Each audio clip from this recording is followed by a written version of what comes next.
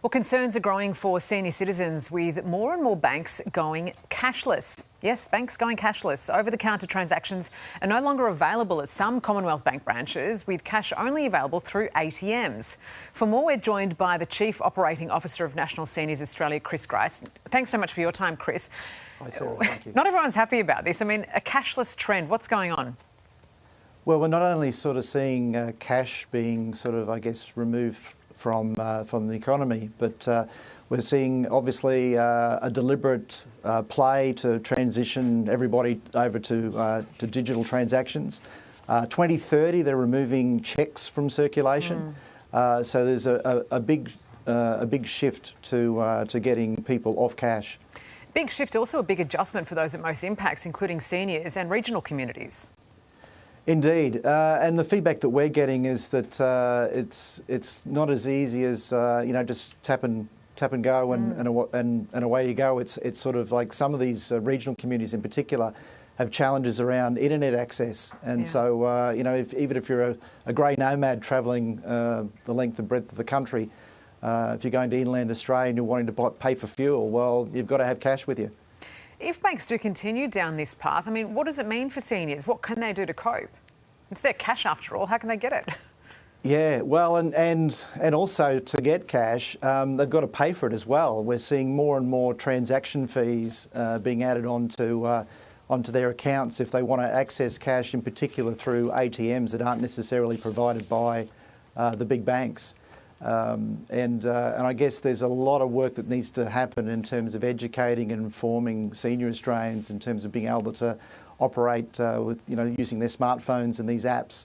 And there's even risks around that. I mean, the organisation you're talking about that's sort of making this change, they had an outage on their app which basically lasted a day. So folk who were using the app, it indicated zero balance, no money in their account. And they weren't able to access their money for an entire day, basically.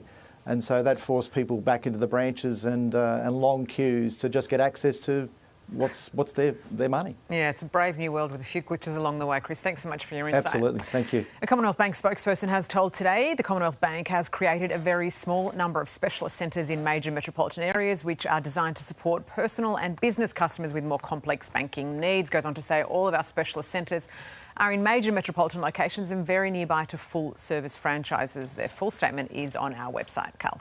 Don't worry, there's just no cash in this bank. No.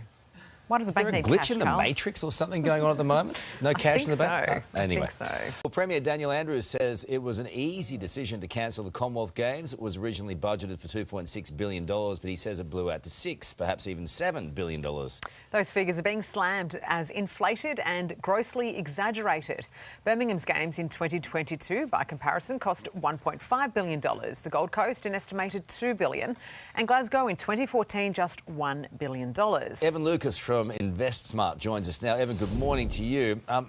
Questions around how the budget blew out by that much. Do you buy it? Yes and no, and why I say that and sort of sitting on the fence, apologies, Carl, is if you have 5 regional hubs that you have to provide 5 different infrastructure projects to, 5 different requirements around what areas are going to be redeveloped, then you can make that argument. I mean, the one thing I would say, though, is that, again, that's always going to be the question. That was what was put to him yesterday, was why go through 5 different individual sort of hubs rather than having one? And clearly, you highlight what goes on with the Gold Coast. Geelong is the place to therefore look. Why was it not brought back to one hub?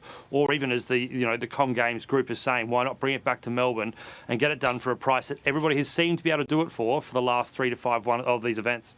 Yeah, and also I guess the assumption that perhaps it wouldn't have cost as much as they're saying it now costs. I mean, why can't the government afford it anymore? Well, I mean, let's put it out there straight away. I mean, the Victorian scenario, looking out to 2027, will mean their net debt is the equivalent of having Queensland, New South Wales and Tasmania combined and a bit more. That is how much debt the state is currently holding. That is how much of a problem that they are facing with regards to funding. And so I would say this very clearly, this won't be the last thing that he has to announce. That has to be clearly part of this. I mean, they've already shown that they've had to water down some of the tax recuperation they put in their budget. It was a couple of months back. Payroll tax for private and independent schools has been round back. So they have a massive debt bill problem, and that therefore is where this is not going to be the only project that has to go by the wayside. So better from an economic point of view to cut and run, given that they're up the Yarra Creek. Yeah, I think the way to do it is that, again, they keep justifying these projects that for every dollar in, there's going to be about $1.10, $1.15 return. What's come out with some of the papers lately is that those projects $1 in, some of them are as bad as 51 cents return.